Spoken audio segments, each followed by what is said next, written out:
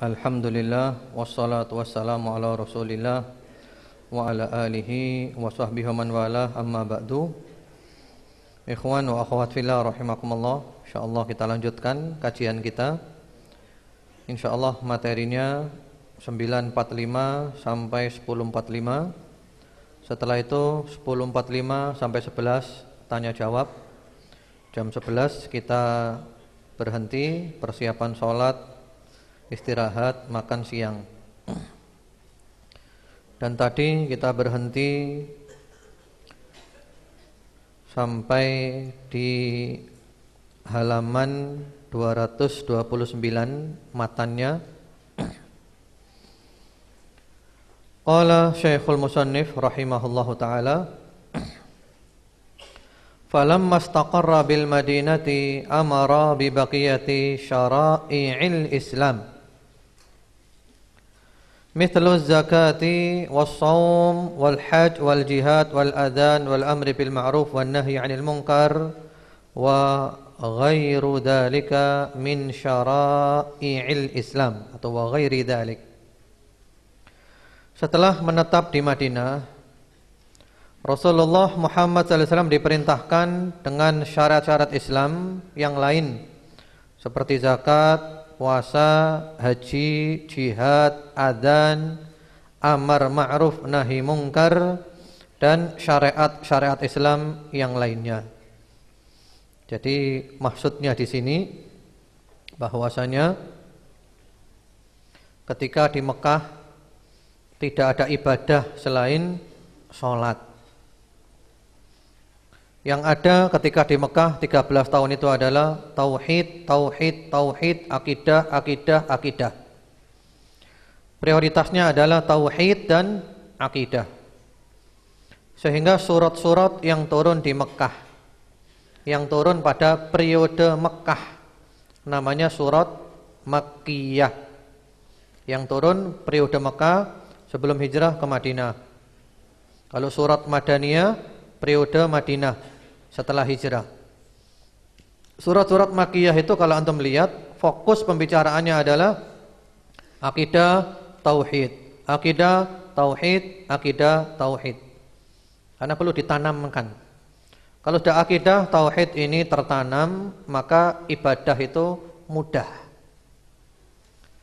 Sehingga Ibunda Aisyah radhiyallahu taala anha menjelaskan bahwa ayat yang turun itu adalah tentang akidah, fa idza nuqira fin naqur, ya, tentang kiamat nanti seperti apa. Karena kalau ayat yang turun langsung menyangkut ibadah, syariat, halal, haram, maka orang akan nolak. Karena akidahnya masih belum mantap, belum tertanamkan. Kata Ibunda Aisyah, seandainya ayat yang turun pertama-tama langsung berbunyi la tashrabul khamra, jangan minum khamr haram, maka mereka akan menjawab, wallahi la nad'ul khamra abadan, demi Allah kami tidak akan meninggalkan khamr selama-lamanya, kami mabuk terus. Kalau langsung turunnya gitu, mereka menolak. Kalau ayat yang pertama turun berbunyi la taznu, jangan zina, maka mereka akan menjawab, wallahi la nad'u zina abadan, demi Allah kami tidak akan meninggalkan zina selamanya, kami akan zina terus. Karena itu ayat yang turun pertama apa? Akidah dulu, tauhid dulu, sudah tertanamkan, diterangkan ini halal, ini haram, langsung sami'na wa ata'na. Itu dakwahnya Nabi Muhammad SAW. Jadi di Madinah baru ada syariat-syariat, karena mereka sudah iman, sudah akidahnya sudah mantap. Baru ada zakat, ada perincian-perinciannya, ada puasa Ramadan, ada haji, ada jihad, ada adzan, amar ma'ruf nahi mungkar, dan syariat yang lainnya. Akhadha ala hadha 10 sinin wa ba'daha tuwfiya salawatullahi wa salamuhu alaihi. Beliau Rasulullah Muhammad SAW menjalani semua itu selama 10 tahun. Setelah itu beliau wafat. Semoga sholawat Allah dan salamnya tetap terlimpahkan atas beliau sallallahu alaihi wasallam. Kemudian setelah itu halaman yang nomor 246. Wa dinuhu baqin wa hadha dinuh. Agama beliau, agamanya Rasulullah sallallahu alaihi wasallam itu kekal. Dan inilah agama beliau itu. Jadi agama Islam ini kekal, ada terus, tidak bisa musnah. Orang yang berusaha melawan Islam dari luar pasti kalah. Yakinlah seyakin-yakinnya. Siapapun yang berusaha melawan Islam dari luar pasti kalah. Pasti. Sejarah telah membuktikan. Kalahnya Islam itu cuma satu. Kapan kalahnya Islam? Kalau dihancurkan dari dalam, diadu domba sesama orang Islam. Sama-sama Islam, sama-sama ahli sunnah wal jamaah, perang sendiri, ya sudah kalah. Karena itu orang-orang kafir itu paham. Orang-orang kafir kalau melawan Islam dari luar, ya kalah mereka. Nah, cara yang mereka pakai adalah umat Islam dijadikan bertikai sendiri. Wala tanaza'u fatafshalu wa tadhhaba rihukum. Bertikai, lemah, enggak punya kekuatan. Ini agamanya Rasulullah Muhammad sallallahu alaihi wasallam. La khaira illa dallal ummata alaihi wa la syarra illa hadzaraha minhu.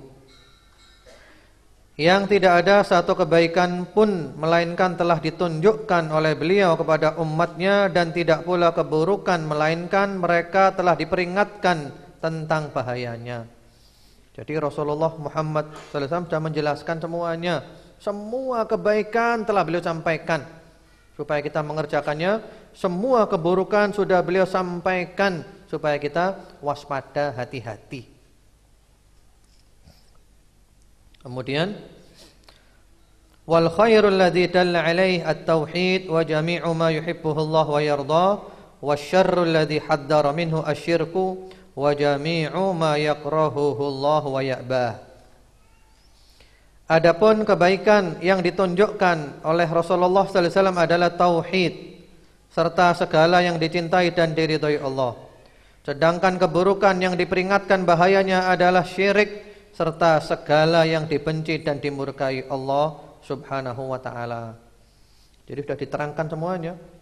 Yang nomor satu, yang paling ditekankan oleh beliau adalah tauhid, tauhid, tauhid. Mengesahkan Allah, mengesahkan Allah, mengesahkan Allah. Diterangkan oleh beliau semua perkara yang menjadikan Allah ridha, yang menjadikan Allah cinta. Mari dikerjakan. Kemudian yang paling supaya beliau wanti-wanti supaya kita waspada, hati-hati. Yang paling buruk adalah syirik dan syirik, menyekutukan Allah. Dan semua perkara yang mendatangkan murka Allah Subhanahu wa taala, yang dibenci oleh Allah Subhanahu wa taala. Karena itu, ma'asyiral muslimin, ikhwan wa akhwat fillah rahimakumullah, dari kemarin sering diulang-ulang ya, tauhid, tauhid, tauhid, syirik, syirik, syirik. Berarti kita harus belajar lagi nih. Berarti kita harus belajar lagi tauhid itu apa, syirik itu apa. Jangan sampai orang Islam tidak ngerti tauhid, tidak tahu syirik, sehingga terjerumus di dalamnya. Dan alangkah banyaknya orang Islam yang seperti itu. Ya. Termasuk yang paling banyak sekarang adalah percaya kepada jimat, percaya kepada dukun dan semisalnya, tukang ramal. Apalagi tahun baru ini sekarang, ya diramal. Bagaimana nasibmu tahun ini 2014? Ya, tahun ini tahun apa? Tahun kuda apa tahun naga sekarang ini? Tahun macam-macam. Tahun ini, tahun itu macam-macam. Diramal nasibnya. Sepertinya nasibnya 2014 ini adalah ya karirnya bakal merosot, rumah tangganya bakal berantakan, dagangannya hancur semuanya. Wah, kalau diramal gitu bagaimana? Kan sekarang banyak ramalan seperti itu kan? Yang mana Rasulullah Muhammad SAW mengatakan di dalam hadis yang sahih, kita datang ke tukang ramal, tanya saja, tidak diterima salatnya 40 hari. Man ataka hinan aw arrafan fasa'alahu an syai'in lam tuqbal lahu salatun 40 yauman. Kalau percaya maka kufur kepada ajarannya Nabi Muhammad sallallahu alaihi wasallam, "Man atakahinan aw 'arrafan fasaddaqahu bima yaqul faqad kafara bima unzila ala Muhammad sallallahu alaihi wa ala alihi wasallam." Kufur kalau percaya. Nah, ini perlu, sehingga saya pernah melihat satu majalah ya, yang mana majalah itu dari awal sampai akhir isinya adalah iklannya dukun dan tukang ramal. Dukun, tukang ramal, jimat dan semisalnya. Itu laris majalah seperti itu. Yang mengkonsumsi siapa? Orang Islam. Lah, Islam model mana Islamnya? Islam model apa? Kalau Islam nggak boleh seperti itu bukan Islam. Islam datang memberantas seperti itu. Islam itu mengajak kita kepada Allah, Allah, Allah, Allah. Hati kita benar-benar utuh, tidak pecah-pecah hatinya. Ya, kalau syirik itu hatinya pecah-pecah, hancur ke fulan, pecah hatinya. Tauhid hatinya utuh, maju terus pantang mundur dengan bergantung kepada Allah Subhanahu wa taala. Jadi penting pengajian masalah ini, tauhid, syirik. Nah, ini kan pengajian secara global saja, penjelasan secara garis besar. Berarti masih perlu ada ngaji lagi nanti berikutnya, terutama masalah tauhid dan syirik. Kemudian selanjutnya, ba'athahu Allahu ilan nasi kaffatan waftaradallahu ta'atahu ala jami'i tsaqalain al-ins wal jin. Yaitu beliau Rasulullah Muhammad SAW diutus oleh Allah untuk seluruh manusia. Allah juga mewajibkan kepada seluruh jin dan manusia untuk mentaati Rasulullah Muhammad SAW. Jadi Rasulullah untuk manusia semuanya. Nabi-nabi yang lain itu, semua nabi diutus oleh Allah kepada umatnya saja. Antum kalau lihat Nabi Musa dan Nabi Isa, kalau manggil umatnya siapa? Ya Bani Israel, wahai Bani Israel.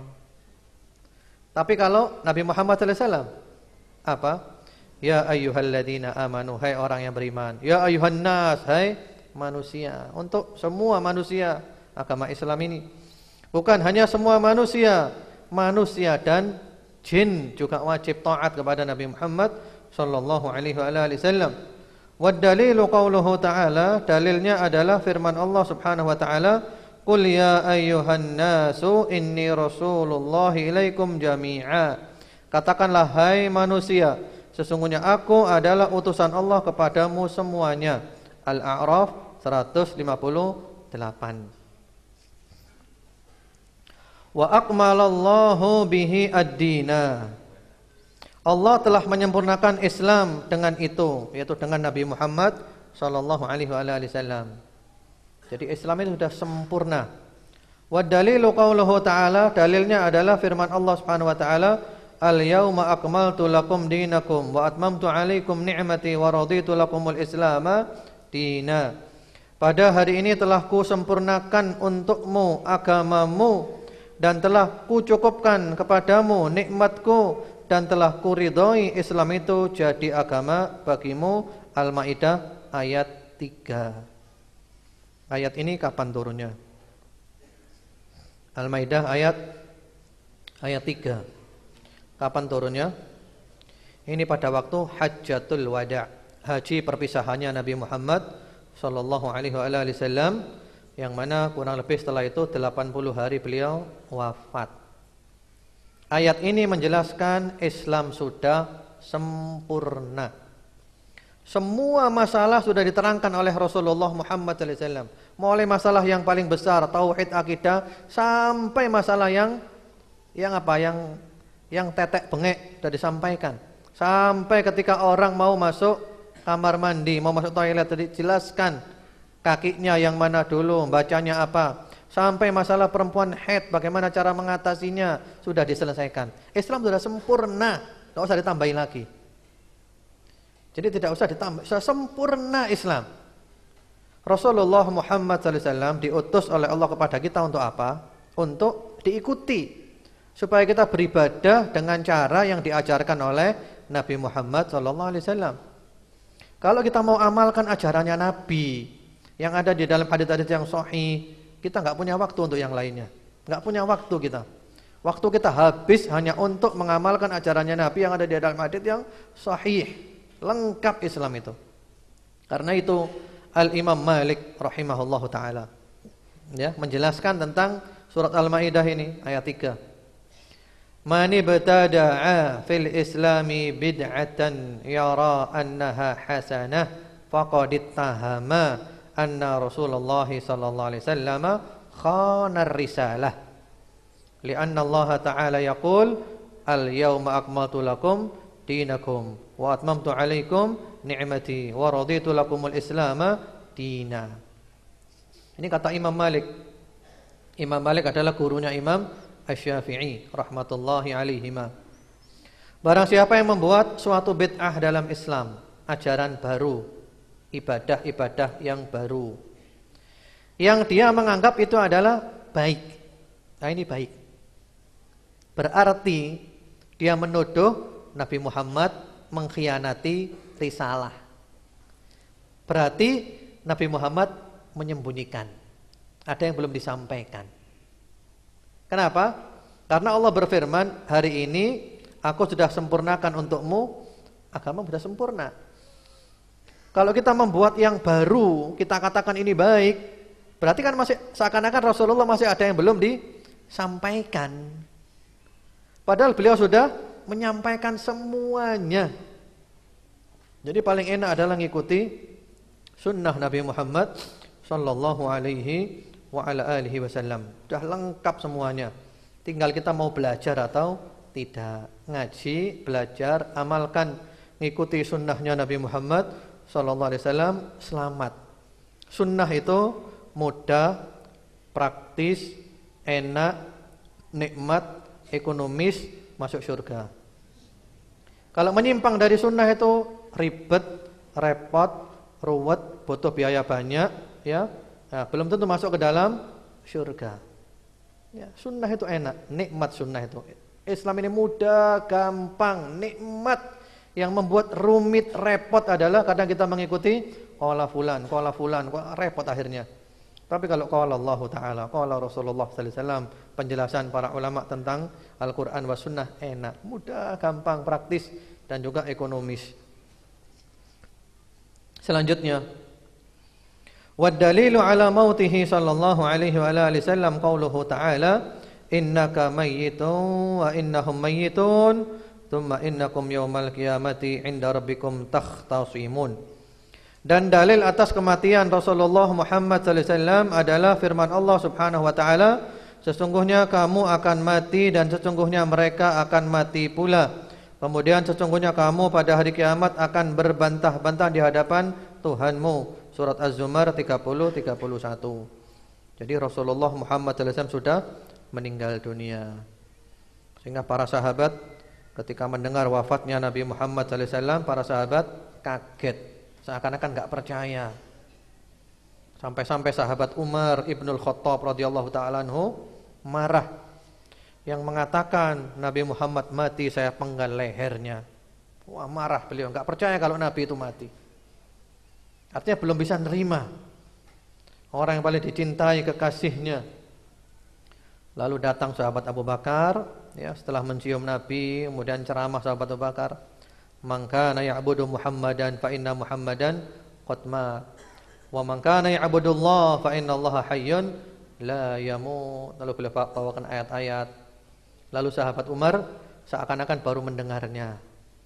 Beliau tersadar bahwa Rasulullah benar-benar sudah meninggal dunia. Lalu beliau terjatuh. Jadi artinya kita semua bakal mati. Rasulullah sallallahu alaihi wasallam juga meninggal dunia. Yang jadi masalah itu bukan matinya. Yang jadi masalah itu adalah ada apa setelah mati.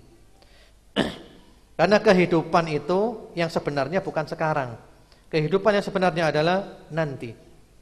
Kalau antum baca di surat Al-Fajr, ya, yaqulu ya laitani qaddamtu li hayati. Aduhai, ya, alangkah senangnya kalau aku dulu sudah melakukan amal soleh untuk kehidupanku yang sekarang ini, untuk kehidupanku ini. Berarti hidup itu adalah nanti. Sekarang ini adalah kehidupan yang sebentar, sementara saja. Setelah mati itulah kehidupan yang sebenarnya. Jadi kehidupan yang sebenarnya dimulai setelah kematian. Sehingga ada ungkapan yang sangat masyhur dari sahabat Ali bin Abi Thalib radhiyallahu taala anhu, beliau mengatakan annasu niyam fa idza matu intabahu. Manusia tidur semuanya. Kalau sudah mati baru bangun. Aneh kan? Kita hidup dibilang tidur. Kita mati malah dibilang bangun. Ya, itulah kehidupan yang sebenarnya. Karena itu dikatakan di situ wan nasu idza matu yub'atsun. Setiap orang yang meninggal akan dibangkitkan. Wa dalilu qauluhu ta'ala, dalilnya adalah firman Allah Subhanahu wa taala, minha khalaqnakum wa fiha nu'idukum wa minha nukhrijukum taratan ukhra. Dari bumi, yaitu dari tanah itulah kami menjadikan kamu, dan kepadanya kami akan mengembalikan kamu, dan daripadanya kami akan mengeluarkan kamu pada hari yang lain. Jadi kita dari tanah kembali ke tanah, nanti akan dikeluarkan lagi dari tanah. Surat Thaha ayat 55. Wa qauluhu, dan termasuk dalilnya pula adalah firman Allah Subhanahu wa taala, wallahu ambatakum minal ardi nabata thumma yu'idukum fiha wa yukhrijukum ikhraja. Dan Allah menumbuhkan kamu dari tanah dengan sebaik-baiknya, kemudian Dia mengembalikan kamu ke dalam tanah dan mengeluarkan kamu daripadanya pada hari kiamat dengan sebenar-benarnya. Surat Nuh ayat 17 dan 18. Jadi kita bakal dibangkitkan nanti. Wa ba'dal ba'thi muhasabun wa majziyun bi'amalihim. Setelah dibangkitkan mereka menjalani hisab dan dibalas sesuai dengan amal perbuatan masing-masing. Wa dalilu qauluhu ta'ala, dalilnya adalah firman Allah Subhanahu wa taala, liyajziyal ladzina asa'u bima 'amilu wa yajziyal ladzina ahsanu bil husna. Supaya Dia Allah memberi balasan kepada orang-orang yang berbuat jahat terhadap apa yang telah mereka kerjakan, dan memberi balasan kepada orang-orang yang berbuat baik dengan pahala yang lebih baik, yaitu syurga. Surat An-Najm ayat nomor 31. Ini sudah kita bahas kemarin panjang lebar. Bagaimana proses mulai dari sakaratul maut, fitnah kubur, nikmat kubur, azab kubur, dan juga bagaimana proses hari kiamat nanti sampai surga dan neraka. Kita sudah bahas kemarin panjang lebar. Kemudian selanjutnya, waman kadzdzaba bil ba'tsi kafar. Barang siapa mendustakan hari kebangkitan, maka ia telah kafir. Yang enggak percaya, enggak percaya ada kebangkitan nanti, sudah mati selesai, nah, kafir.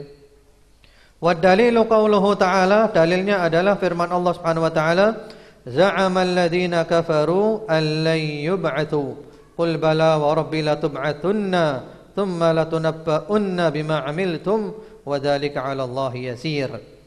Yang artinya orang-orang kafir mengklaim, mengatakan mereka sekali-kali tidak akan dibangkitkan. Katakanlah, tidak demikian, demi Tuhanku, benar-benar kamu akan dibangkitkan, kemudian akan diberitakan kepadamu apa yang telah kamu kerjakan. Yang demikian itu adalah mudah bagi Allah Subhanahu wa taala. Surat At-Taghabun ayat nomor 7. Ya. Jadi nanti ada pertanggungjawaban. Kemudian bukti-bukti mengenai hari kebangkitan yang lalu sudah diterangkan panjang lebar, termasuk di dalam surat Al-Baqarah. Allah Subhanahu wa taala menyebutkan ada 5 contoh bahwa Allah bisa menghidupkan orang setelah mati. Selanjutnya, ma'asyiral muslimin, ikhwan wa akhwat fillah rahimakumullah. Kita akan sekarang lagi berbicara tentang mengenal Nabi Muhammad sallallahu alaihi wasallam. Dan alhamdulillah pembahasan kita ini tinggal sedikit sekali. Ya, tinggal sedikit. Tinggal setelah itu pembahasan tentang Allah mengutus para rasul. Ya, kemudian setelah itu pembahasan tentang taghut. Bagaimana taghut dan siapa itu taghut. Ya. Insyaallah itu kita bahas pada sesi yang ketiga nanti setelah zuhur dan sesi yang keempat setelah asar. Nah, sekarang pembahasan kita adalah memperluas sedikit tentang Nabi Muhammad sallallahu alaihi wa ala alihi wasallam. Di dalam Al-Qur'an ada ayat, yaitu di surat At-Taubah ayat nomor 128.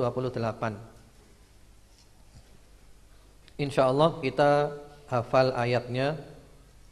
Laqad ja'akum rasulun min anfusikum azizun 'alaihi ma 'anittum harisun 'alaikum bil mu'minina raufur rahim. Sungguh telah datang kepadamu seorang rasul dari dirimu sendiri, artinya dari kaummu. Kamu kenal dia, dia bukan orang asing. Dia bukan orang yang misterius, yang terasa berat atasnya penderitaanmu.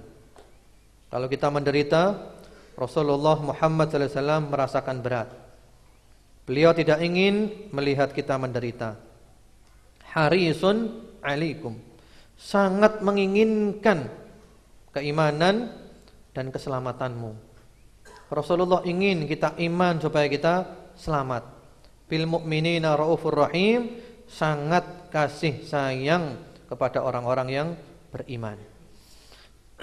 Mari kita lihat contoh nyata langsung dari hadits-hadits yang sahih tentang Rasulullah Muhammad sallallahu alaihi wasallam yang mempraktekkan ayat ini. Di dalam hadits yang diriwayatkan oleh At-Tabrani di Al-Mu'jamul Kabir melalui jalan sahabat Abu Dzar radhiyallahu taala anhu, beliau mengatakan, tarakana Rasulullah sallallahu alaihi wasallam wa ma ta'irun yuqallibu janahaihi fil hawa illa wa huwa yadhkuruna minhu ilma. Rasulullah sallallahu alaihi wasallam meninggalkan kita dan tiadalah burung yang terbang di udara mengepakkan sayapnya, melainkan Rasulullah sallallahu alaihi wasallam sudah menceritakan kepada kami tentang ilmunya. Maksudnya Rasulullah meninggal dunia dalam keadaan sudah menjelaskan semuanya, sudah dijelaskan. Sampai-sampai tentang burung yang terbang pun mengepakkan sayap sudah dijelaskan. Artinya gambaran sudah dijelaskan semuanya lengkap. Beliau bersabda, ma baqiya syai'un yuqarribu minal jannah wa yubaidu minan nar illa waqad bayyantu lakum. Tiada sesuatu yang bisa mendekatkan ke syurga dan menjauhkan dari neraka melainkan aku telah menjelaskan untuk kalian. Semuanya telah diterangkan Nabi. Ini jalan mendekatkan ke syurga, kerjakan. Ini jalan menjauhkan kamu dari neraka. Ya, diterangkan semuanya supaya kita masuk ke dalam syurga dan supaya kita selamat dari neraka. Di dalam riwayat Imam Ahmad di Musnadnya melalui jalan sahabat Abdullah bin Mas'ud radhiyallahu taala anhu, Rasulullah Muhammad sallallahu alaihi wasallam bersabda, "Innallaha lam yuharrim hurmatan illa waqad alima annahu sayattali'uha minkum muttala'. Ala wa inni akhidun bihujazikum antahafatu finnar katahafutil furash awid dubab." Sesungguhnya tiadalah Allah mengharamkan sesuatu, melainkan Allah tahu bahwa di antara kamu ada yang melanggarnya. Ketahuilah, sesungguhnya aku memegang ikat pinggangmu supaya kamu tidak terjun masuk ke dalam api, seperti terjunnya anai-anai atau lalat yang masuk ke dalam api. Ini gambaran ya, permisalan. Jadi kalau ada api unggun, ada orang bakar api unggun, itu biasanya kan ada semacam aneh-aneh ya, kupu-kupu kecil itu loh, kan suka masuk ke api situ kan, atau lalat suka masuk ke dalam api. Demikian pula kata Rasulullah sallallahu alaihi wasallam, manusia itu suka masuk ke neraka seperti itu mirip. Jadi ibaratnya manusia itu suka terjun ke neraka mirip gitu. Mirip persis. Tapi Rasulullah memegang ikat pinggangnya, dipegang oleh Nabi. Jangan masuk neraka, jangan masuk neraka, jangan masuk neraka. Ditarik ikat pinggangnya, jangan sampai masuk neraka. Jadi kecenderungan manusia masuk ke neraka. Tapi oleh Nabi dipegang. Ikat pinggang berarti ikatan yang paling kuat. Tengah-tengahnya dipegang. Jangan kau masuk neraka, jangan kau masuk neraka. Jadi Rasulullah Muhammad SAW itu ingin menyelamatkan kita. Jangan terjun ke neraka, jangan terjun ke neraka. Karena kebanyakan manusia maunya terjun ke neraka. Sehingga Rasulullah Muhammad SAW itu bersedih kalau ada orang diajak iman enggak mau. Diajak iman enggak mau. Sebagaimana firman Allah di dalam surat Al-Kahfi ayat 6. Fala'allaka bakhi'un nafsaka ala atharihim illam yu'minu bihadzal hadithi asafa.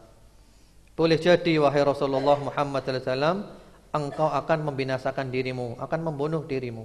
Karena engkau kecewa, mereka kau ajak iman tidak mau. Diajak iman, diajak selamat, diajak bahagia dunia akhirat, enggak mau. Rasulullah kecewa. Sampai-sampai dikatakan di sini Rasulullah hampir bunuh diri. Ya, saking kecewanya. Tapi kemudian oleh Allah dijelaskan, memang itulah para nabi semuanya. Juga didustakan. Yang didustakan bukan kamu saja, yang didustakan juga semua nabi didustakan. Jadi enggak usah terlalu larut dalam kesedihan.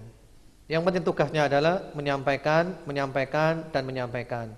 Yang mau berarti dia untung. Yang enggak mau ya memang berarti enggak mau masuk ke dalam syurga. Karena ma'asyiral muslimin, ikhwan wa akhwat fillah rahimakumullah, kebanyakan manusia itu hanya melihat dohir tanpa melihat dalamnya, hikmahnya. Ya'lamuna dhahiran minal hayatid dunya wa hum 'anil akhirati ghafilun. Ibaratnya kalau ada sekarang ya, misalnya ini adalah makanan yang lezat ya. Ini adalah makanan yang lezat. Apa yang lezat makanannya? Pokoknya makanan yang lezat ya. Makanan lezat. Tampak di luarnya ini bagus, menarik sudah. Lezat, menarik sekali makanan ini. Antum kira-kira tertarik enggak melihatnya? Apalagi lapar. Tertarik enggak? Semua tertarik. Tapi ternyata di dalam makanan ini ada racunnya. Di dalamnya ada racunnya. Lalu saya katakan kepada antum, jangan makan ini. Ini ada racunnya. Percaya enggak antum? Percaya apa enggak? Percaya apa tidak? Kebanyakan enggak percaya. Mungkin ada yang percaya 1, 2. Kebanyakan enggak percaya. Kebanyakan hanya melihat luarnya saja. Wong luarnya zen gitu loh, ajib, enak, lezat. Enggak percaya.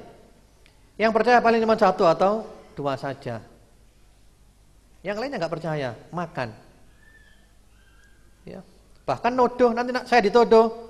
Oh jangan diakali kamu, kate dipek dhewe iku. Mau diambil sendiri, dipek dhewe. Dituduh macam-macam, bohong, pendusta, majnun, kadzab dan yang lain-lainnya. Ya. Akhirnya mereka makan. Hasilnya apa? Mati keracunan. Begitulah para nabi dan para rasul menyampaikan, dituduh macam-macam. Sahirun kadzab, ya. Ini adalah tukang sihir, pendusta, majnun, orang gila dan yang lain-lainnya, dituduh macam-macam. Karena mereka hanya lihat luarnya saja, enggak mau lihat hakikatnya. Sementara sahabat Abu Bakar As-Siddiq radhiyallahu taala anhu, ya, imannya sangat tinggi sehingga beliau dapat gelar As-Siddiq yang imannya di atas rata-rata. Termasuk ketika peristiwa Al-Isra wal Mi'raj yang Rasulullah diperjalankan oleh Allah dengan jasadnya dan ruhnya semalam. Ya, berangkat malam itu ke Palestina, ke langit, pulang lagi, subuh sudah ada di Mekah. Keesokan harinya ketika beliau cerita banyak orang yang enggak percaya. Tapi sahabat Abu Bakar, ya Rasulullah Anda cerita lebih dari ini pun saya percaya. Yang cerita Anda saya percaya. Karena Anda saya kenal orang jujur, Anda nggak pernah bohong. Iman, as-siddiq, yang imannya di atas rata-rata.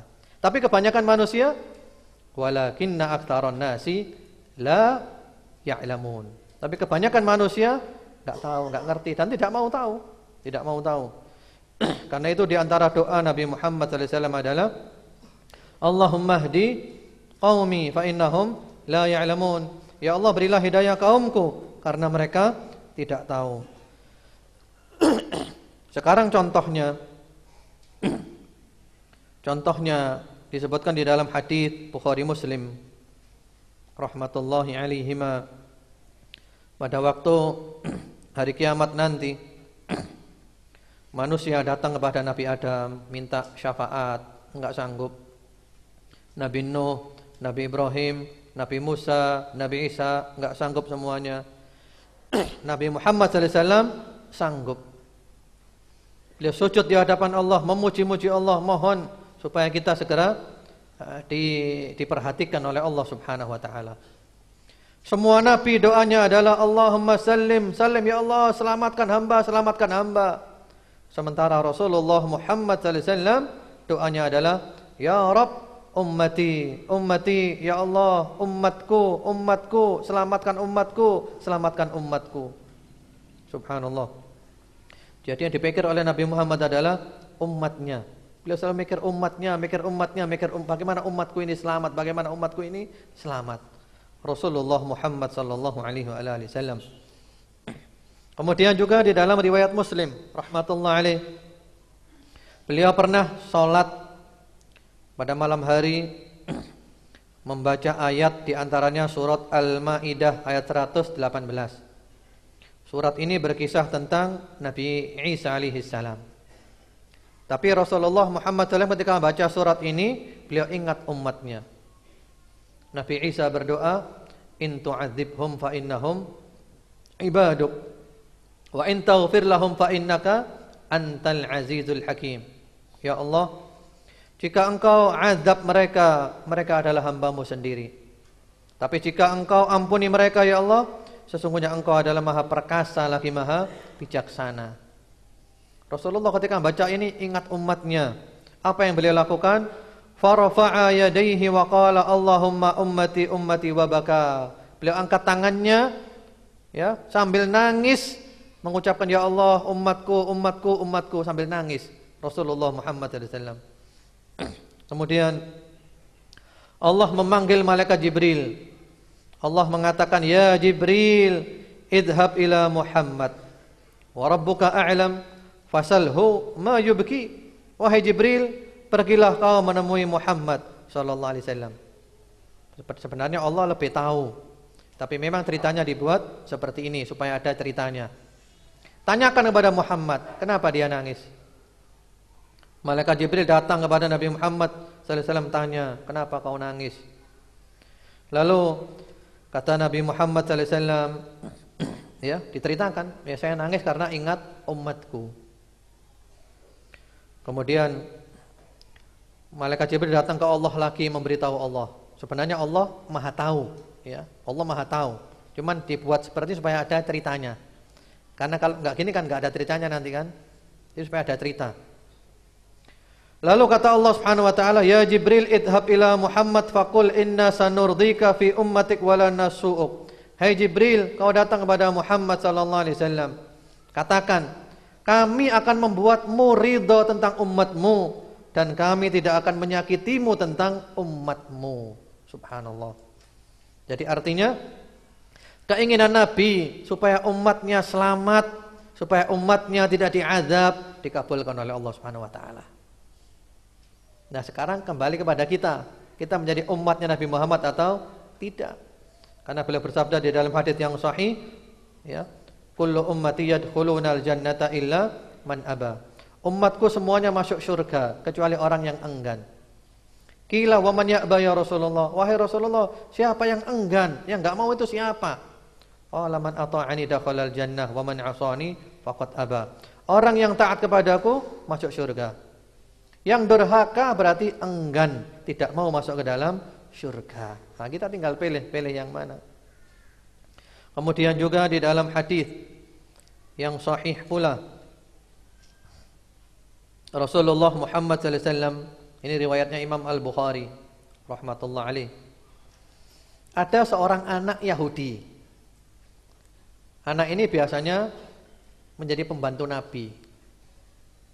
Pada suatu hari anak Yahudi ini sakit. Perhatikan ya, anak. Artinya anak kecil. Agamanya Yahudi lagi, sakit. Rasulullah Muhammad sallallahu alaihi wasallam menjenguknya. Menjenguk, betapa tawaduknya Nabi Muhammad sallallahu alaihi wasallam. Anak Yahudi sakit dijenguk. Sambil beliau mengatakan aslim, masuklah kau ke dalam Islam.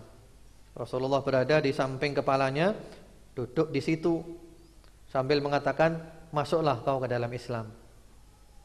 Lalu anak ini melihat ke ayahnya, ya, minta izin, boleh enggak? Kata ayahnya, ati' Abul Qasim, ya, kau taat saja kepada Abul Qasim, enggak apa-apa.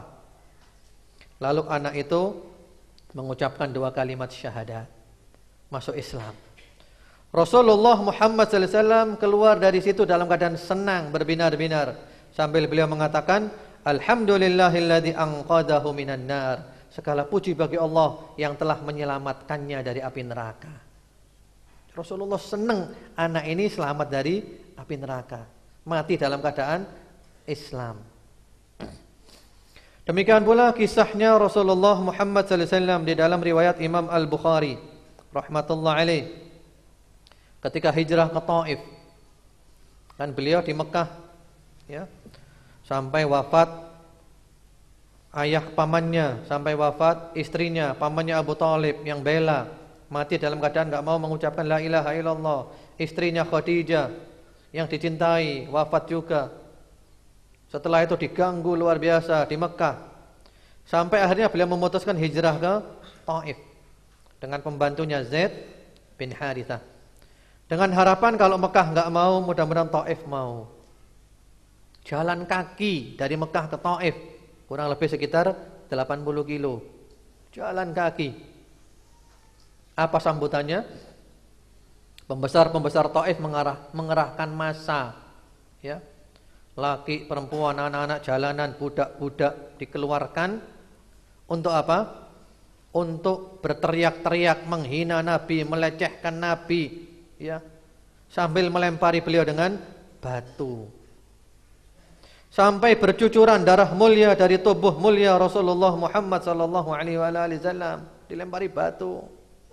Ya, sampai singkat cerita, terpaksa beliau balik ke Mekah lagi. Bayangkan.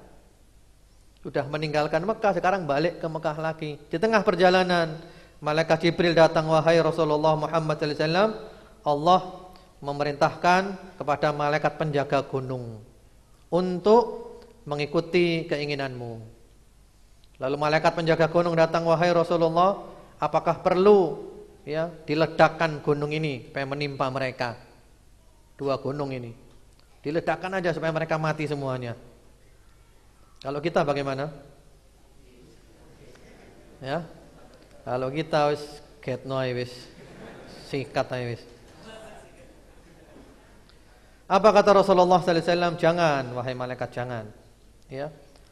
Inni arju an yukhrijallahu min aslabihim man ya'budullaha wahdah la yusyriku bi syai'a. Aku berharap nanti akan keluar dari mereka anak cucu yang beriman kepada Allah, mengesahkan Allah, yang tidak menyekutukan Allah Subhanahu wa taala. Lalu beliau berdoa, Allahumma hdi qaumi fa innahum la ya'lamun. Ya Allah, berilah hidayah kaumku karena mereka tidak tahu. Subhanallah, betapa kasih sayangnya Nabi Muhammad sallallahu alaihi wasallam. Dan akhirnya terbukti ketika tahun 9 Hijriah yang dikenal sebagai Amul Wufud, tahun datangnya delegasi-delegasi menyatakan iman kepada Nabi Muhammad sallallahu alaihi wasallam, termasuk delegasi dari Taif, dari Thaqif, iman semuanya. Ya, dan sekarang menjadi negara Islam. Ini bentuk kasih sayangnya Nabi Muhammad sallallahu alaihi wasallam. Bukan hanya manusia, jin pun juga iman kepada Nabi. Ketika beliau menjelang kembali ke Mekah ini dari Taif, di sebuah daerah namanya Qarnut Ta'alib atau Qarnul Manazil, Beliau sholat malam di sana, baca Al-Quran. Lalu ada rombongan jin yang dengar, dan rombongan jin ini iman kepada Nabi Muhammad sallallahu alaihi wasallam. Bukan hanya manusia dan jin, binatang pun. Ya, binatang itu loh, Rasulullah cinta dan sayang kepada binatang. Disebutkan di dalam riwayat Imam Muslim, ya, dengan sanad yang sahih, dan juga Abu Dawud, Ibnu Majah, dan juga Imam Ahmad, bahwa ada seekor onta. Onta ini datang kepada Nabi sambil meneteskan air mata. Nangis onta di hadapan Nabi Muhammad sallallahu alaihi wasallam, mengadu kepada Nabi. Nabi faham. Ya. Lalu Nabi memanggil pemilik onta itu, man sahibul jamal, siapa pemilik onta ini? Lalu oleh Nabi dinasihati, takwalah kamu kepada Allah, jangan menzalimi binatangmu. Ya. Kau beri makan yang selayaknya, dan jangan kau berikan muatan-muatan yang di luar kemampuannya. Jadi onta nangis ngadu ke Nabi. Nabi Muhammad bisa enggak ngomong dengan binatang? Bisa apa enggak? Bisa atau tidak? Bisa. Karena Nabi Muhammad lebih afdal daripada Nabi Sulaiman. Nabi Sulaiman aja bisa, Nabi Muhammad berarti juga lebih bisa lagi. Nabi Muhammad lebih sempurna daripada Nabi Sulaiman. Jadi onta sampai nangis di depannya Nabi Muhammad sallallahu alaihi wasallam. Bukan hanya onta, bukan hanya binatang, pohon pun juga. Ya, disebutkan di dalam riwayat Imam Al-Bukhari rahmatullah alaih. Ketika itu Rasulullah Muhammad sallallahu alaihi wasallam punya mimbar, mimbarnya dari pohon kurma. Ya, kalau ceramah di mimbar itu. Lalu kemudian beliau dibuatkan mimbar yang baru. Beliau pindah ke mimbar yang baru itu. Apa yang terjadi? Yang terjadi adalah fasahatin nakhlatu siyahas sabi. Maka pohon kurma yang biasa dijadikan mimbar itu nangis seperti tangisan anak kecil. Sahabat dengar tangisannya, nangis betulan. Lalu Rasulullah Muhammad sallallahu alaihi wasallam turun dari mimbar yang baru itu, merangkul pohon kurma itu sampai dia enggak nangis lagi. Allahu Akbar. Rasulullah Muhammad sallallahu alaihi wa ala alihi wasallam. Ya. Karena itu ma'asyiral muslimin, ikhwan wa akhwat fillah rahimakumullah, kita ini wajib cinta kepada Nabi. Cinta. Karena kita nanti hari kiamat akan dikumpulkan dengan kekasih kita, dengan idola kita. Idola Anda siapa? Di dalam sebuah hadis yang diriwayatkan dengan sanad yang sahih, riwayat Imam Al-Bukhari rahmatullah alaih, melalui jalan sahabat Anas radhiyallahu taala anhu. Ada seorang sahabat yang datang ke Nabi langsung tanya, matas sa'ah, kapan kiamat? Kata Rasulullah sallallahu alaihi wasallam, wa ma a'datta laha, persiapanmu apa menghadapi kiamat? Kamu tanya kiamat sudah siap kamu, persiapanmu apa? Kata orang itu, la syai' illa anni uhibbullaha wa rasulahu sallallahu alaihi wasallam. Enggak ada persiapan apa-apa. Cuman aku cinta Allah dan cinta Rasulullah Muhammad sallallahu alaihi wasallam. Lalu beliau menjawab, anta ma'a man ahbabta. Kau akan dikumpulkan dengan kekasihmu. Subhanallah. Kalau cinta kepada Nabi berarti di mana? Dikumpulkan di mana? Di surga. Cinta kepada Nabi Muhammad sallallahu alaihi wasallam. Sahabat Anas bin Malik mendengar hadis ini senang bukan main. Sampai-sampai beliau mengatakan, fama farihna bi syai'in farahana biqauli Nabi sallallahu alaihi wasallam, anta ma'a man ahbabta. Kami tidak pernah senang seperti senangnya kami ketika mendengar hadis ini. Yaitu kau akan dikumpulkan dengan kekasihmu. Lalu kata sahabat Anas, aku cinta Nabi, aku cinta Abu Bakar, aku cinta Umar, aku berharap kumpul mereka di dalam surga, walaupun amalanku masih belum seperti amalannya mereka. Jadi masalah idola ini penting, jangan salah memilih idola, jangan salah memilih kekasih, karena kita akan dikumpulkan dengan kekasih kita. Lalu ada kisah, ya, yang mana disebutkan oleh Imam Al-Qurtubi rahimahullah ta'ala dalam tafsirnya, Al-Jami' li Ahkamil Quran. Kisah ini terjadi kepada pembantu Nabi yang bernama Thauban. Thauban radhiyallahu taala anhu. Thauban ini pembantu Nabi yang amat sayang cinta kepada Nabi. Cinta luar biasa. Kalau enggak ketemu Nabi, ya, enggak ketemu Nabi dia ini enggak tenang. Sampai dia tidak bertemu Nabi berapa hari sehingga dia ini enggak tenang. Ya, sampai kurus kering dan tampak di wajahnya kesedihan, seperti orang bagaimana ya, orang cinta yang tidak ketemu dengan kekasihnya. Lalu oleh Nabi ditanya, "Ma ghayyara launak?" Wahai Thauban, kenapa keadaanmu seperti ini? Kau pucat, kau kurus kering, kau tampak bersedih. Ada apa? Apa yang terjadi? Wahai Thauban.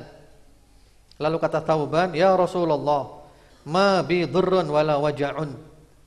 Ghaira anni idza lam araka ishtaqtu ilaik wastauhashtu wahsyatan syadida hatta alqa.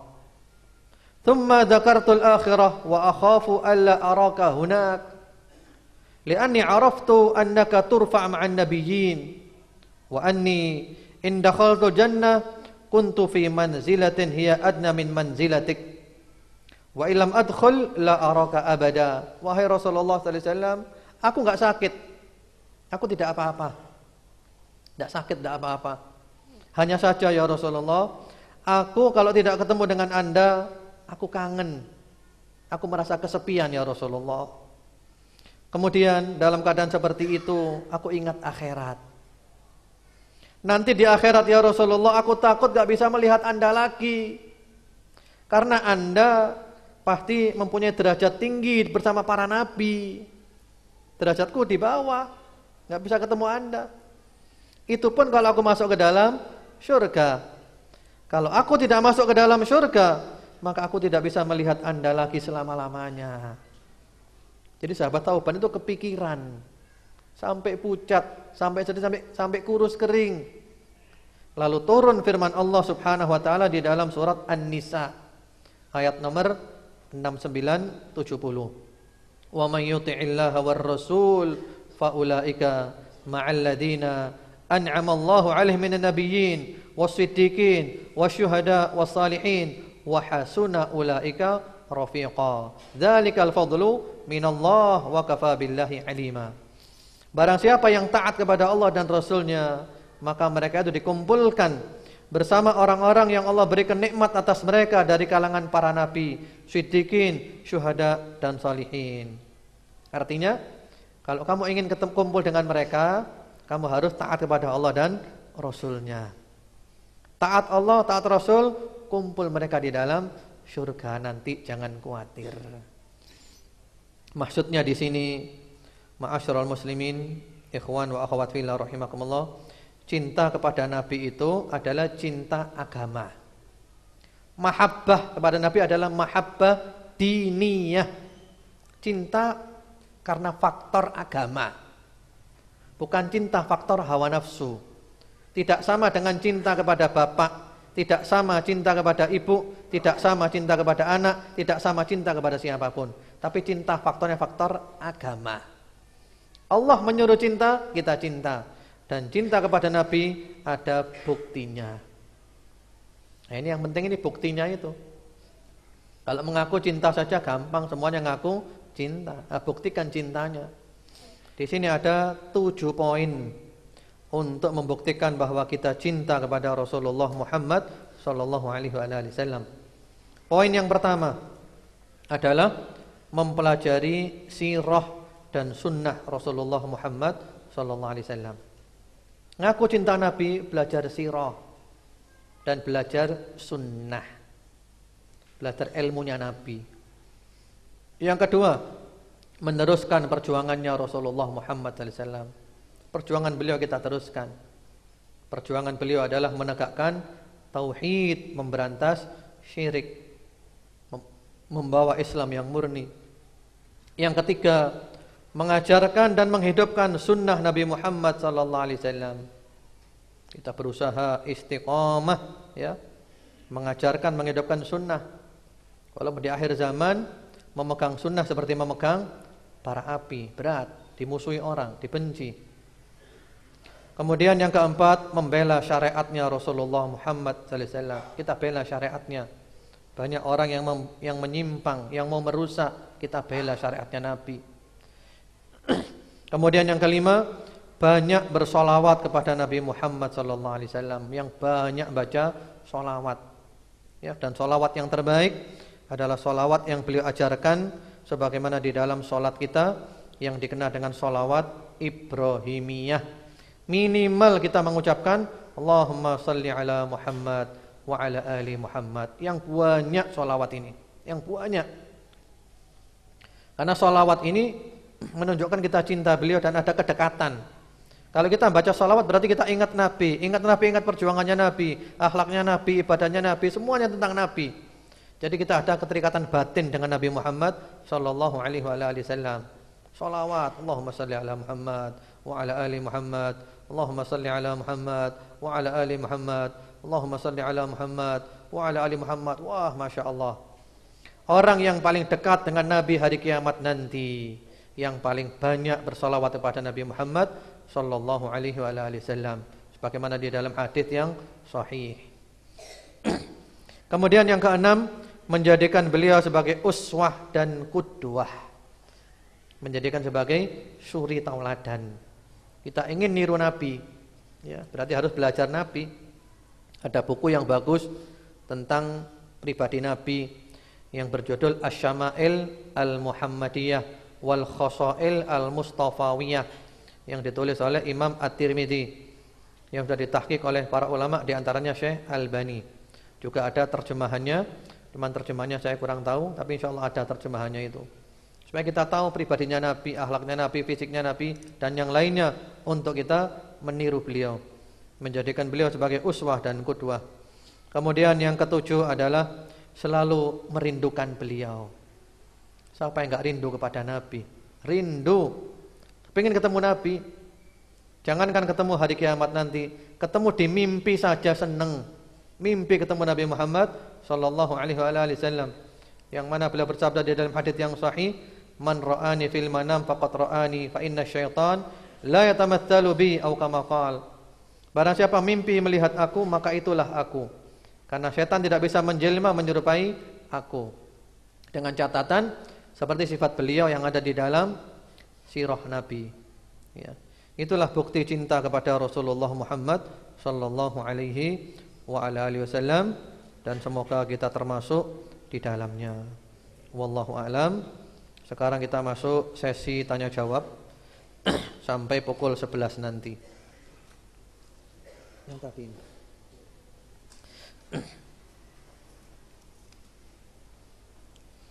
Ya, Ustaz, jika Indonesia bisa dikatakan sebagai negeri Islam, apakah penguasa atau presidennya Indonesia bisa disebut ulil amri? Ya.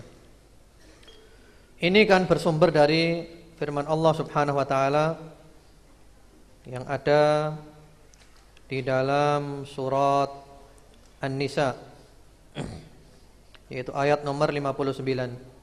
Ya ayyuhalladzina amanu athi'ullaha wa athi'ur rasula wa ulil amri minkum. Hai orang-orang beriman, taatlah kepada Allah, taatlah kepada Rasulullah dan ulil amri di antara kamu. Perhatikan ayat ini ya.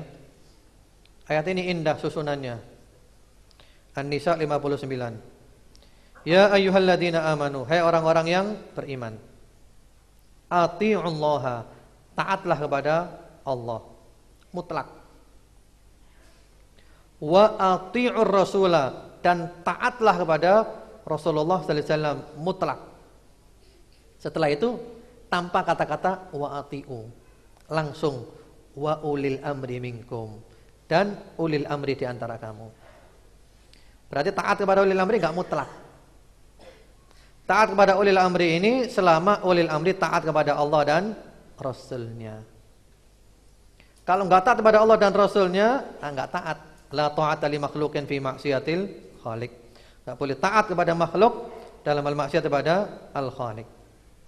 Lalu diterangkan setelahnya, fa in tanaza'tum fi syai'in farudduhu ilallahi war rasul. Kalau ada perselisihan, kembalikan kepada Allah, Al-Quran dan Rasul, yaitu As-Sunnah. Ulil amri itu siapa? Saya sudah membaca pendapat-pendapat dari mufassirun tentang siapa itu ulil amri. Mulai dari At-Tabari, Al-Qurtubi, Al-Baghawi, terus sampai Ibnu Katsir, As-Sa'di dan seterusnya. Ya, banyak ahli tafsir. Dan ternyata kesimpulannya itu ada di tafsir Fathul Qadir yang ditulis oleh Al-Imam Muhammad bin Ali Asy-Syaukani.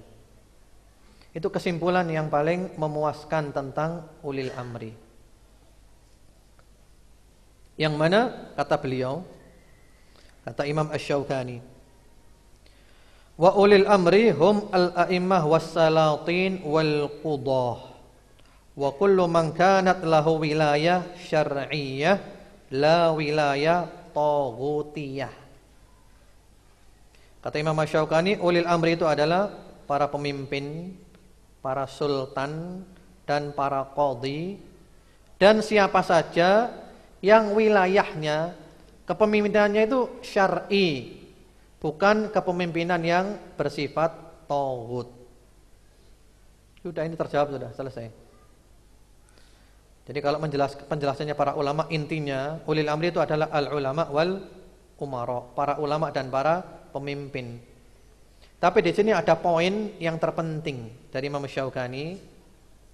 Pemimpin yang wilayahnya itu wilayah syar'iyah, bukan yang wilayahnya taghutiyah. Artinya yang kepemimpinannya itu sesuai dengan aturan syariat.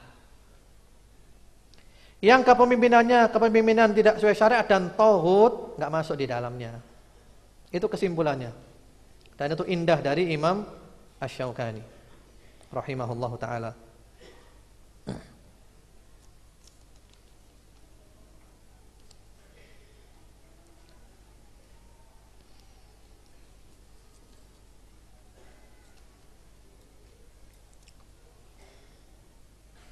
Ya, Ibnu Taimiyah pernah berkata, negeri Islam tapi penguasanya zalim maka tidak ditolong Allah. Negeri kafir tapi penguasanya adil maka ditolong Allah. Maksudnya bagaimana Ustaz? Iya, itu kata-kata beliau sangat masyhur.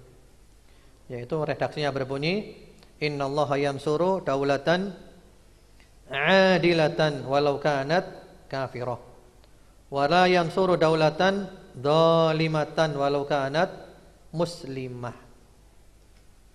Negeri kafir tapi adil. Maksudnya adil di sini hubungannya dengan rakyat, ya. Karena syirik adalah merupakan kedzaliman yang paling besar. Maksud adil di sini hubungannya dengan rakyat. Negeri kafir tapi rakyatnya itu makmur, ya, itu ditolong oleh Allah. Negeri Islam tapi rakyatnya didolimi, enggak ditolong oleh Allah. Ya, betul itu. Nah sekarang negeri Islam tapi rakyat tidak didolimi. Islam model apa itu? Ya, Islam cuman luarnya saja. Sementara negeri kafir tapi adil. Nah berarti mereka mengamalkan Islam. Dan memang realitanya kayak gitu. Realitanya banyak negeri Islam rakyatnya tertindas, dolim. Banyak negeri kafir rakyatnya malah sejahtera. Itu memang ujian. Di antara sebabnya ya tadi itu, di antara sebabnya ya. Karena memang orang Islam itu selalu digoda oleh setan. Sehingga untuk berbuat baik itu sulit orang Islam itu. Kenapa? Digoda setan terus. Orang kafir enggak digoda sehingga mereka berbuat baik itu mudah. Namun kita enggak boleh menyerah, ya. Apalagi kita juga masih punya harapan dengan munculnya Imam Mahdi di akhir zaman nanti. Bagaimana di dalam hadis-hadis yang sahih yang menyebarkan keadilan. Imam Mahdi versi ahli sunnah wal jamaah.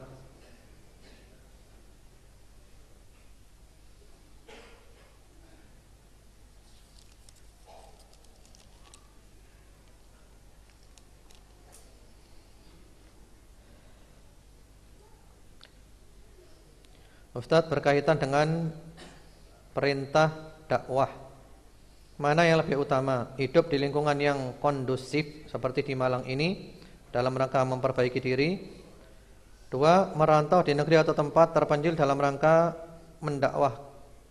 mendakwahi mereka. Akan tapi khawatir dakwah sunnah terbatas sehingga kualitas diri menurun. Ya.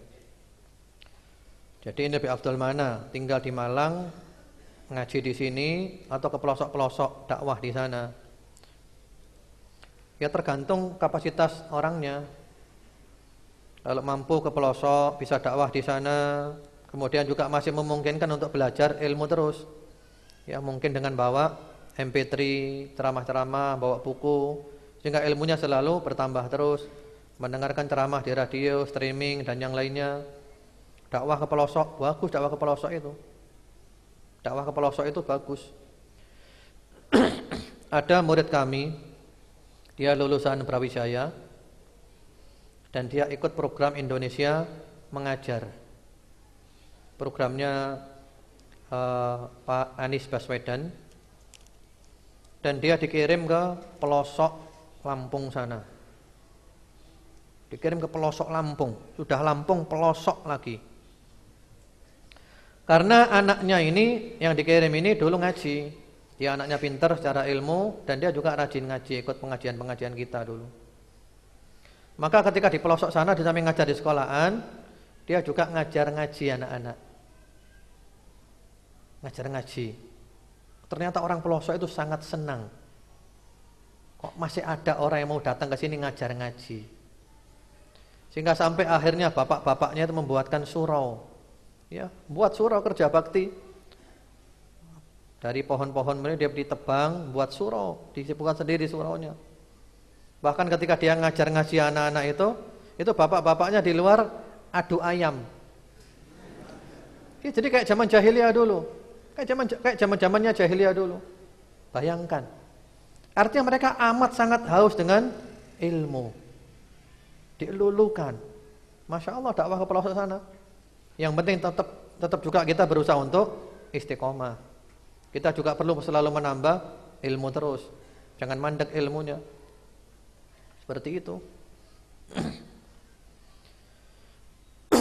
Karena itu rasanya itu kita perlu membuat pesantren yang sistem pengajarannya ya mungkin 4 hari ngaji, 3 hari dakwah. Atau 5 hari ngaji, 2 hari dakwah. Itu penting. Jadi misalnya 5 hari ngaji. Nah, 2 hari ini keluar dakwah. Dakwah di pelosok-pelosok sana. Mungkin kita punya punya daerah-daerah binaan. Ya seperti penting sekali. Jadi di samping dapat ilmunya juga perlu diberikan. Mereka sangat membutuhkan di pelosok-pelosok. Karena masyarakat kita masih banyak yang belum ngerti Islam yang benar. Contohnya dengan adanya radio ini. Radio Dakwah Islamiyah 100,5 FM. Banyak orang-orang dari pelosok-pelosok Malang, pinggiran-pinggiran Malang. Setelah mendengar radio ini, mereka mengatakan, kami baru tahu Islam. Baru tahu Islam. Jadi selama ini di daerah mereka enggak pernah diterangkan Islam yang sebenarnya. Sehingga baru tahu Islam setelah dengar ke radio. Sampai ada yang datang nangis-nangis, terima kasih, baru tahu Islam. Selama ini yang datang ke sana ada penceramah di sana enggak nerangkan Islam. Cuma mengadakan acara ini, acara itu, macam-macam, gitu aja, sudah makan-makan, gitu-gitu aja. Enggak pernah diterangkan Islam, ini tauhid, ini syirik, ini sunnah, ini nyimpang, ini halal, ini haram, ini boleh enggak boleh. Qala Allah Ta'ala, qala Rasulullah sallallahu alaihi wasallam. Setelah dengar radio, senang mereka. Sampai ada dukun yang datang. Iya, dukun datang. Hanya untuk mengucapkan terima kasih. Kami baru tahu Islam. Kami sekarang sudah taubat dari perdukunan. Dia selama ini dukun togel. Dia taubat.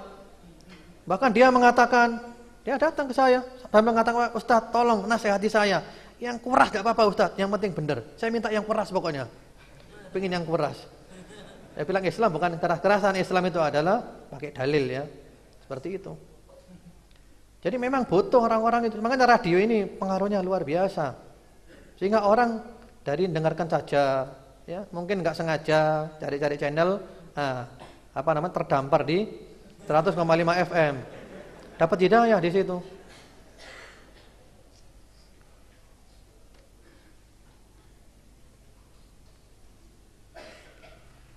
Bagaimana hukumnya kalau kita berwisata di tempat-tempat peninggalan bersejarah seperti Candi Borobudur yang menggambarkan agama Hindu atau Buddha? Tidak boleh.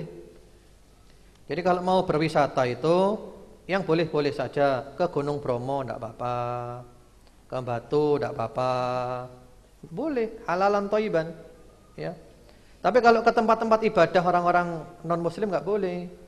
Ke gunung ke Candi Borobudur dan yang tidak boleh. Itu tempatnya orang kafir, syiarnya orang kafir. Apalagi kita sampai nanti muji-muji, wah hebat, wah bagus, wah luar biasa, sampai seperti itu.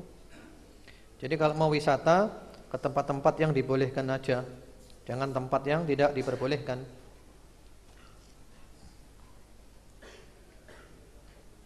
Pada buku Ushul Thalatha halaman 67 pada dalil dan semua yang selain Allah adalah alam atau makhluk, dan saya salah satu dari alam tersebut.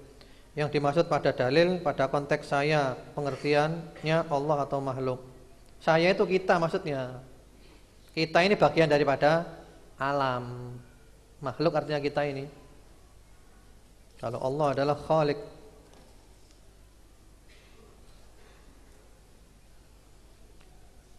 Kriteria negeri syirik yang bagaimana? Tadi kan telah dijelaskan negeri Islam kan? Yang tidak seperti itu berarti bukan negeri Islam, berarti negeri apa? Negeri kafir. Jadi dengan mengetahui kriteria negeri Islam, otomatis selain itu namanya negeri yang bukan Islam, itu negeri kafir. Negeri Islam tadi apa kriterianya? Syiar-syiar Islam yang dohir, yang tampak, ya, di negeri itu, di seluruh pelosok negeri tampak. Contohnya seperti azan, sholat 5 waktu, sholat Jumat, sholat Id, puasa, zakat, haji, dan yang lainnya. Pakai jilbab tidak apa-apa, ya, pakai cadar tidak apa-apa.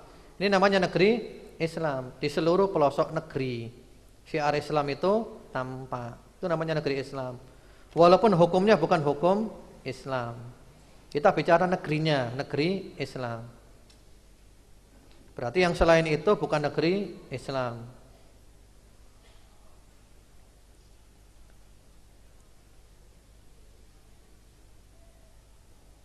Mohon diulang masalah 2 kitab tentang sirah Nabi Muhammad SAW. Ya, tadi disebutkan tentang 2 kitab sirah yang direkomendasikan untuk dimiliki.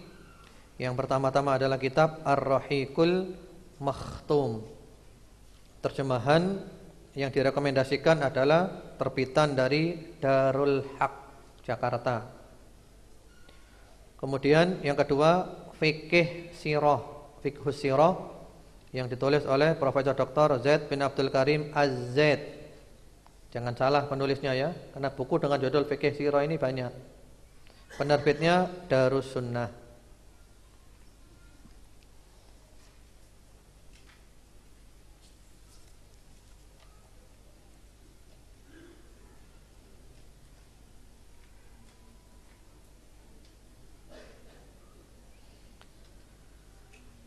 Iya.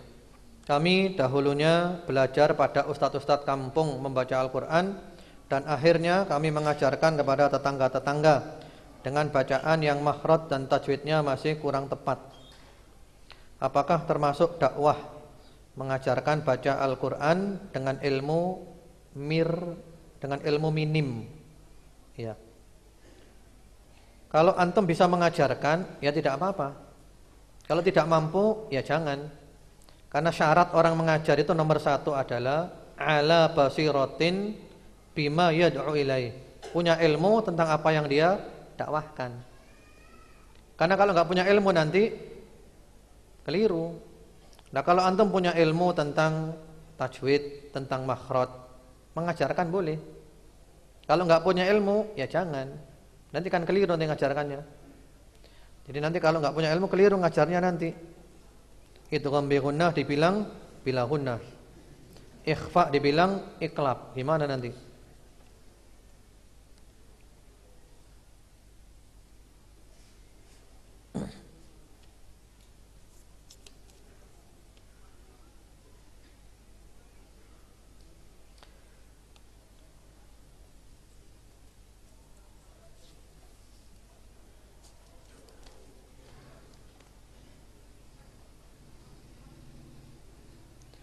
Ustadz, selesai kajian Rabu lalu, ana ditanya anak saya, Allah itu dari mana? Mohon jawabannya.